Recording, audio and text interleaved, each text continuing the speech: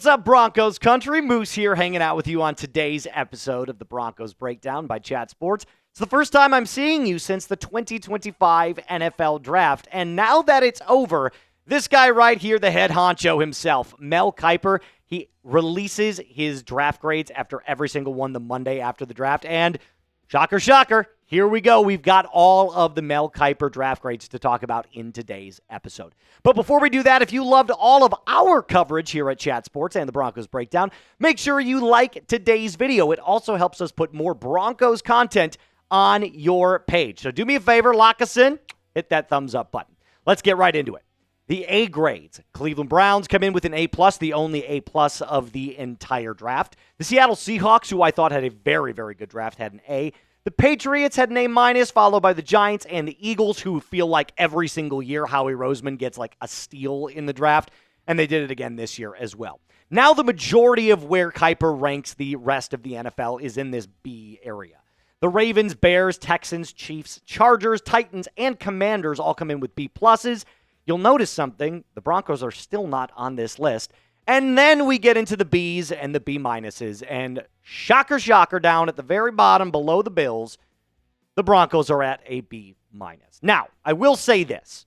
This feels a little too low for me. I'm not going to lie to you.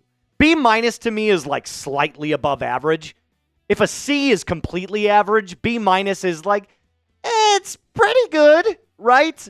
I was never happy with a B- when I was in school. I don't know about you, but I guess, hey, Kiper has his own way of grading things, and here's how he justified this B- pick. He said, I really thought the Broncos might take Omarion Hampton when he was still there at number 20. Boy, did we all. Instead, they got a super versatile defensive back in Jahdae Barron. He had 5 interceptions last season and answered speed questions with an exclamation point at the Combine, running a 4.39.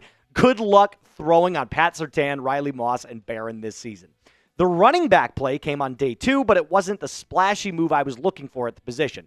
RJ Harvey was my RB9, and Denver took him when Caleb Johnson, Dylan Sampson, and others were still available. Now, before we deep dive into all of the picks, here are the picks that we made, actually. Jahdae Barron, RJ Harvey, Pat Bryant in round 3, same with Sai'vion Jones. Then Q Robinson from Alabama, the punter. I love that pick right there. I'm just playing with you. Punter in round 6, kind of crazy. And then Caleb Lohner in round 7. So let's just get into all of the picks, shall we? Our first round pick, Jahdae Barron. Now, not going to lie. When I saw this pick come through, I was probably as shocked as you guys were. I was like, I didn't even know he was on the board for the Broncos. But then I started to think about the player, and we are getting an excellent football player. 4.39 at the Combine. He can still put on a little bit of size. He's an unbelievably versatile defensive back.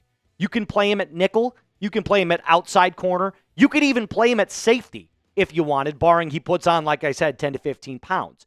The ball skills are there. The willingness to tackle is there.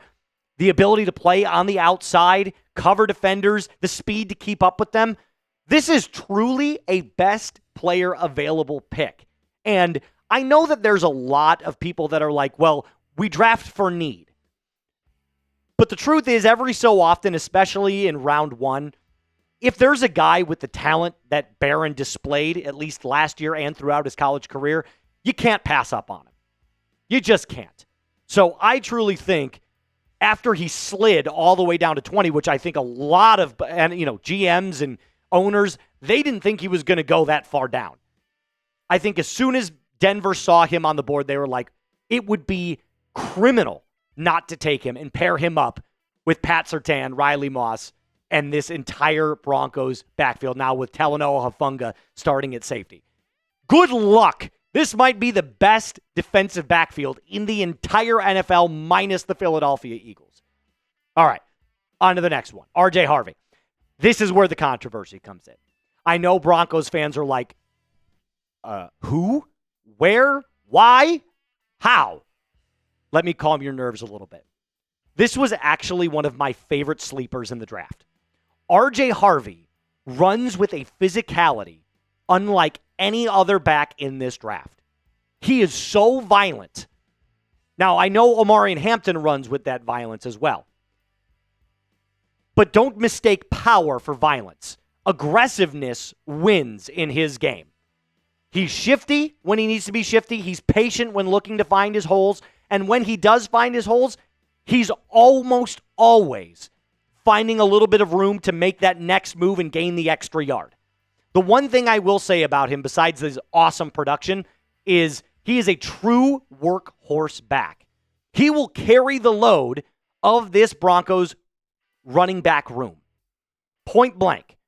Now, the one area that I will say he needs to improve upon, well, two actually, his blocking and his hands need to get a little bit better too.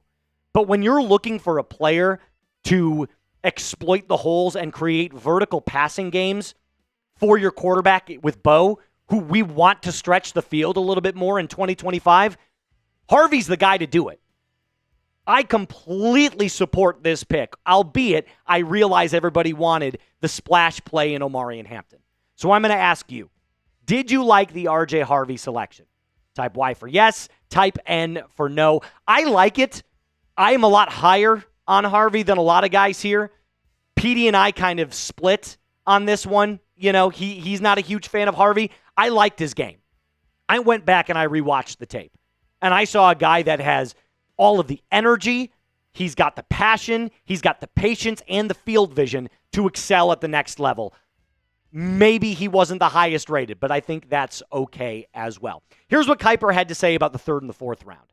The third round picks receiver Pat Bryant and defensive end Sai'vion Jones were okay. I have concerns about Bryant's speed after he ran a 4.61, 40-yard dash, and I had several receivers ranked ahead of him when Denver took him. Jones showed help all along the defensive line, and he is disruptive behind the line of scrimmage. So let's break it down from each player. Pat Bryant first. This is actually the area where I think Denver could have gone with a better receiver, maybe even a tight end at this pick. I am not as high on Pat Bryant as other people are. I thought that he played in an offense where Illinois was a run-first team. And he has big playability. If you average 18.2 yards per reception, you obviously are a playmaker. And he excels in hauling down those contested catches. So he's got a nose for the football. He understands the point of attack and where he needs to jump and timing. He's got good play strength, but he doesn't have that separation and athleticism, in my opinion, yet to get past the most elite defenders in the NFL, which is why I think he needs a year to develop. I'm not saying he won't be a good player. I'm just saying year one, you're probably not going to see it. And if you look at the Broncos wide receiver room as it stands currently, he's not even your number 3, right? He won't be. He'll be the 4th option at least going into 2025. Now, coming up, we're going to get into more on Denver's draft here from Mel Kiper himself. And that means, of course, breaking down Sai'vion Jones. But before we do that, I have to give a major shout out to our friends over at Fanatics. Listen, Fanatics is the place to get all of the best Denver Broncos gear. And take a look, we finally have it in. The Jahdae Barron rookie jersey is here, available for you to purchase with this link in the comments and the description of today's video. I'm telling you right now, I'm going to snag it as soon as I have the opportunity to do so. So thank you to our friends at Fanatics for giving us this opportunity to show off all these cool new rookie jerseys. And remember, link in the comments and description of today's video. Sai'vion. Okay. Big dude. Huge frame. I mean, I when I saw this pick come in, I was looking at him and I'm like, 6'5", 283 pounds as an edge? You're just adding someone that is just a huge body on this defensive line. Now, you might look at him and say the lack of production is something to be concerned with, but the good news is that the Broncos' pass rush is the best in the NFL. So you don't need him to be great year one. You can learn behind the likes of a Nick Bonito, right? You can learn behind the likes of a John Franklin Myers. So I'm not concerned about Sai'vion Jones learning how to play the position, because guess what? The Broncos defense is the best in the NFL. I am a firm believer in that. We got better in the defensive backfield, and that was probably the area of concern or the area that we needed to address when it came to this defense, not the pass rush. And if Franklin Myers is a candidate that is going to be moved on from the Broncos in 2026, this is the perfect opportunity for a player like Jones to learn behind him and then take the next step forward and just kind of like next man up mentality. So, again, those are our first 4 picks that we had from rounds 1 through 3. Now, the other 3 guys, Q Robinson is a developmental edge, a player that he's probably not going to be even starting year 1. I like his physical traits and his athleticism, but he lacks the skill so far to do it at the next level. So he's really a project. And then how much can you say about a punter? I mean, if he's got a cannon for a leg and can pin, other defenses back and flip the field, then great. I love the pick. Caleb Lohner, I'm not going to lie to you. I got to do more homework on the guy. But the Broncos, in my opinion, the one area that they didn't address, and that's why I'm going to give them a B+, is they didn't address tight end earlier in the draft. I probably would have gone a tight end over Pat Bryant, but I'm okay with the pick as well. So I think it's a little low from Kiper at a B- grade. I think he probably could have gone up to a B+. Can't give it an A because, again, I feel like we really needed to address, tight end, even though Evan Ingram is here and he's a middle of the field, over the middle of the type plays. He's a reception back. He's not one of those. You can play him out of the slot. So I feel like we're fine for now at tight end, but I don't feel like there's really a backup plan in case Ingram goes down or in case he decides to move on after his 2 years are up. So let me ask you, what was your favorite Broncos draft pick? Let me know in the comments and description of today's video. Tell me why they're your favorite one. And listen, if you have a different opinion than me, just let me know.